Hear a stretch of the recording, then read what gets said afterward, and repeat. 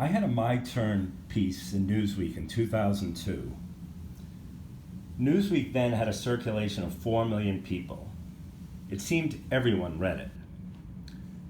I got a call from a Beverly Hills Talent Agency that represented Ben Affleck and Matt Damon. I got a call from Good Morning America. Here is an audio that was done for blind readers of a white-collar worker in a blue-collar world. Collar World by Bob Muldoon. Muldoon lives in Methuen, Massachusetts. My job requires skills like driving a forklift I haven't got.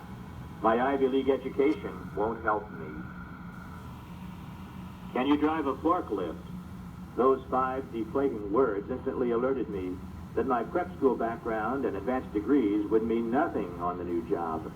Alas, I have 2 Ivy League master's degrees and 2 left thumbs, and neither the degrees nor the digits are serving me well in these times, when many a displaced white-collar worker has gone blue-collar, or in my case, green-collar, laying down lush, hydro-seeded lawns. Like thousands last year, I was downsized from one of those sizzling .coms, now .gone. Faced with a shrinking job market, I turned to manual labor. It's a common trend, now that unemployment is at 5.8%. But the transition is seldom seamless. While the new boss was mildly disgusted when I couldn't drive the forklift, the guy I just fired could. He was apoplectic when he tossed me a wrench to open a hydrant and saw me tightening it with all my strength. Wrong direction, he exploded. Lefty Loosey, Righty Tighty. I didn't know that.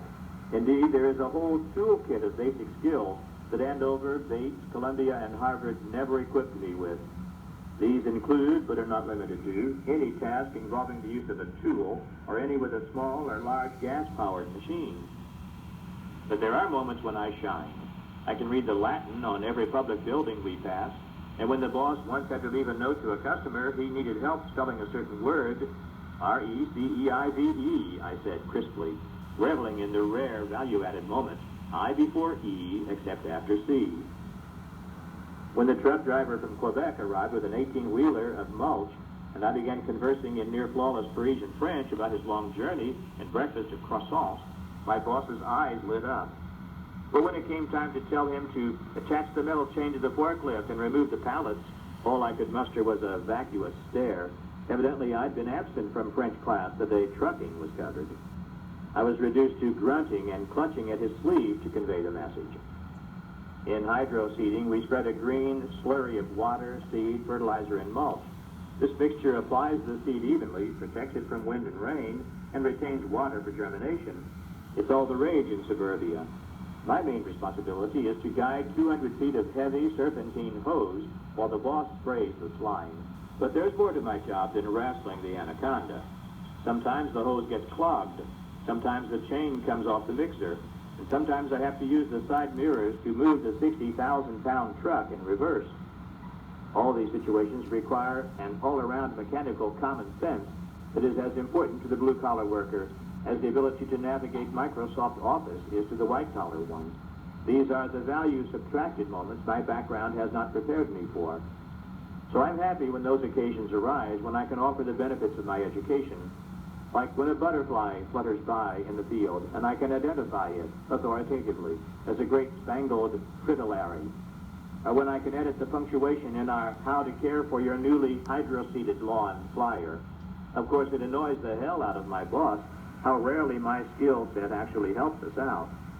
And it amazes him how I'm forever dawdling with my coffee and misplacing it at job sites, or how I'm morbidly preoccupied with safety, like the time fearing electrocution when I refuse to hold up a low-hanging cable wire to allow our tall truck to pass beneath. It carries a signal, not a current, he hollered, grabbing it for dramatic effect. In some ways, ours is a clash of cultures.